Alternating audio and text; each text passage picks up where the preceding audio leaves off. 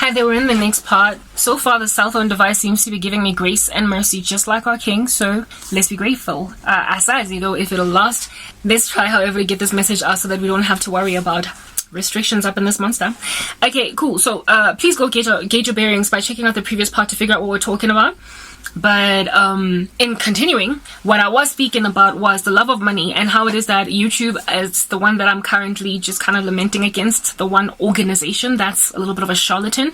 It is pushing biblical end times global catastrophe in terms of moral character. It's incentivizing content creators to create nothing but money content, and in so incentivizing them, it's causing people to tap into the sinful nature of people.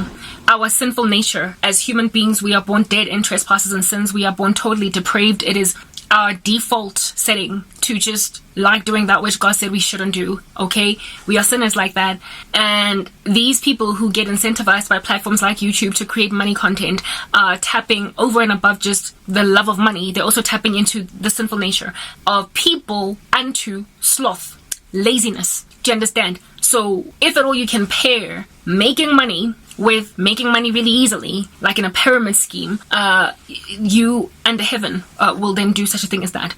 I spoke earlier about how there was a time in history where a get-rich-quick scheme was just something that was laughable to most people with any level of intelligence. But now, unfortunately, that get-rich-quick scheme mindset is actually feasible, and it is possible in the way that YouTube content creators are recommending to people out there. Because of the avenues of making money that are available online, so many people are being trained how to get rich quick. So amidst channels that give this kind of advice as to how to make money are ones who give sound advice that I can respect, like, for instance, transcription services. To transcribe, it's to actually, watch a video and actually put it in words. It's work. So if you're going to be getting paid $20 an hour for that, that's a job. Like, it's okay. Things like writing essays, or writing articles, or I don't know, whatever might be an actual, you put in some effort, you work. Affiliate marketing, for instance, for me is a worthwhile way to make money, because you actually have to invest in a marketing strategy to actually get people to buy a product. So you are a sales representative, you're a salesperson, you're a marketer. I get that. But my goodness, some of the other recommendations. Now, it also depends on your, not so much skill level, but interest, okay? You can't just insist on capturing data if it is going to bore you out of your mind and you're going to drop it tomorrow because you're exhausted with it. Or you can't read books and review them for a fee if you hate reading. You need to be, of course, realistic in terms of what it is that you can take in your stride and maintain it, and so get like an online job when your country has got an unemployment rate that is like basically piercing into heaven. All right, those are jobs. They're actual jobs, and instead of you walking into a 9-to-5, you're actually doing it in your backyard, in your house, in the comfort of your bed, whatever. But there are people who have got these for titles, believe it or not, okay, and they are raking in the dough for giving such content such advice in their content. Make money lazily. Make money in your pajamas. Make money without lifting a finger. These are their titles. Just in Jeffella, from the title alone, you're in trouble. Just from that title alone, you're in trouble. One woman went out of her way to even wear pajamas in her entire video to help people understand just how much they could basically be sleeping while making this money. Okay, no, that is not okay. Just from a biblical vantage point, you don't get to call yourself a Christian and tell people make money in pajamas while you're sleeping in bed, because this is what the Lord has to say about that. A little sleep and a little slumber and a little folding of the hands to rest, and poverty will overwhelm you like a thief, and scarcity or lack like a bandit. The Lord also says, as a door turns on its hinges, so too does a lazy man turn on his bed. So you don't get to do a YouTube video in your pajamas where you are not advertising nightwear, okay? And tell people this is how you get to work, because the Lord will flat out tell you, depart from me, worker of iniquity, I never knew you. If you say to him that I was on church every Sunday, I even prophesied in your name, and in your name gave did many mighty miracles, and in your name cast out demons, God will tell you to depart from him. And when you ask the Lord, but why? He's going to say, because you taught people how to be lazy. And your answer will be like, no, God, I was trying to train them in financial literacy so they can overcome poverty. And the Lord will tell you, I taught you to go out there and make disciples of all nations. And disciples are more like Abel than they are like Cain. You taught the world to be like Cain, to give me unacceptable sacrifices. And so they went on right ahead and took your advice and actually made money on the internet, became pompous, arrogant, beefed up with all of that insanity against those who are struggling to earn a living by the sweat of their brow.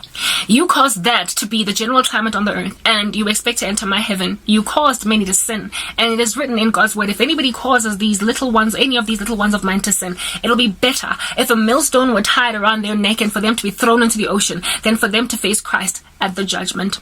The Bible also says that offenses must come. We take it. However, woe to the one through whom these offenses come. So if you cause people to sin, you can forget about entering heaven. So content creators that call yourselves Christian, that want to enter rest, that even find themselves in church on Sunday, that do financial literacy content on the internet, bring down, I am kidding you not, every last video where you are trading people to be lazy, where you are rocking up wearing pajamas to incentivize them to listen to you because you're going to help them make money without doing a single thing, without lifting a finger. If your title is anything to do with make money lazily or whatever, you need to bring that content down as an act of the first act you do in repenting. And then you must launder the rest of the content that you have uploaded, where anything at all where you have spoken about helping people to make money lazily, get rid of it. If at all you are not trading people to be Abel, but you are training them to be Cain, you need to bring that content down. And I'm not here just being contentious against those people, all in the spirit of y'all are bad people. I am looking out for y'all's souls, okay? Otherwise your blood is on my hands, and I ain't trying to do that.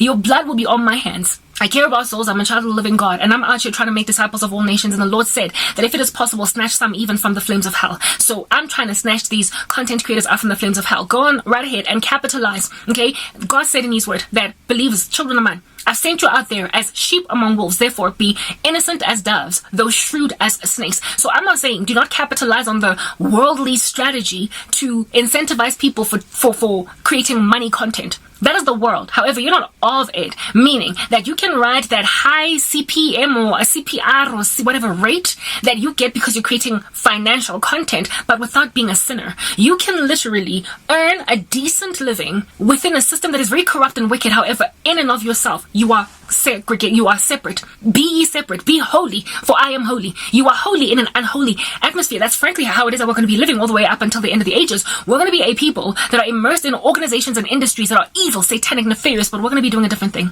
We're going to refuse to produce content that is going to, throw people off the edge and essentially get them condemned eternally.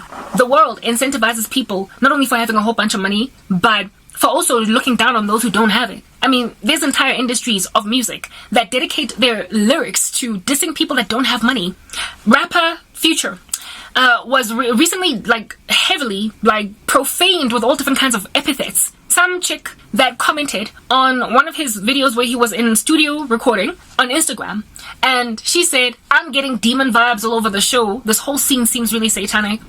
And rapper Future's response to this DMer, who was surprised to be responded to by Future at all, but Future was so offended by this chick's comment, and he was so taken aback by that statement, indicating that he has got conviction of sin. Because otherwise he would just ignore a fan writing him, DMing him. But he responded to her and called her all different kinds of epithets, right? All different kinds of colorful, a litany of funny little language, calling her poor, broke, like she ain't jack. Like his main attack at her was not so much, don't come at me calling me demonic, or don't judge me, or whatever. He just he just dissed her because she was poor. He called her poor. He called her bankrupt or broke. Of course, with a myriad of other colorful language. That was Future. So it turns out that when people don't have money, no longer does society lend them compassion because they're struggling, and so take care of the needs of the needy or the poor, those who lack, who don't have as much as you. No longer does society elevate that kind of altruistic activity. They rather elevate the activity of mocking or reviling those who don't have much. This chick, Future had no clue. She could have been an heir. She could have been like a Paris Hilton that, however, is yet to be known on the world scale. She could have been wealthy, but he made an assumption that she was poor. And in making that assumption, imagine that it would be offensive enough to her to derail her from her, what he calls, reviling of him, like down speaking to him. He imagined that the best way to offend her would be to call out her socioeconomic standing, because the world has made socioeconomic standing of people the barometer for gaining of respect. So you don't get respect if you don't have money, meaning that some of the best people in the world with the best character, with the greatest to offer, with the biggest hearts, insofar as they don't have money, are going to be the most disrespected, when those are virtues we ought not only cultivate, but also try to pontificate. We need to try and get more and more people running with that. But Future, does that shit for being broke, even though he didn't even know if she was really broke, but he did it precisely because calling a person broke in society is apparently a diss. It is apparently a diss, when it used to be just a label. It just used to be a noun. Now it is an adjective. It is something that is used to describe the importance of a person in society. So with that being like a thing, Future's funny little epithet at that girl is an evidence of how the world at large thinks. The love of money has made people disrepute others based on having it or lack thereof. And when people face loss of money as well, they also are prepared to do just about anything that they can to either keep that money or make it again now that they're losing it, so they don't lose respect. Okay, so if you try to gain respect through money, you are putting yourself down some kind of a rabbit hole, entering into wonderland that's going to land you in the abyss, in the eternal lake of fire. And when you pontificate an agenda of that nature, you are forcing the world to be kept outside of the will of God. And so therefore sending a whole bunch of these people into the eternal lake of fire. We as Christians are never going to be able to erase sin from the face of the earth, but we can snatch some people from out of the flames. And if you call yourself a believer, you cannot participate in the mutiny against people's souls. This is a devilish strategy altogether. I am mocked and bereaved as a result by my entire family because I don't have money, even though I am with virtue, I'm intelligent, I've got so much to offer. But everything that I have to offer is irrelevant because I don't come packaged with wealth. As a result, nobody's even listening to my content. Because of my poverty, because of the squalor from which I come to even record these videos, I am entirely ignored. And any day, people would be more prepared to listen to someone with a better background, better lighting conditions, better recording quality, even if the content is not as high quality, just purely because, like I said, they come from a better looking environment, therefore suggesting they've got more money. Those things are on an equal scale, which are an abomination to Emmanuel, and we cannot continue to proliferate it. So therefore, if you call yourself a believer, you need to steer clear from this. You need to stop equating or tantamounting poverty to respect or lack thereof, or wealth to respect or lack thereof. Those two are mutually exclusive, and yet they are made to be correlated to one another by the standards of this earth that completely disqualify certain groups of people. Next part.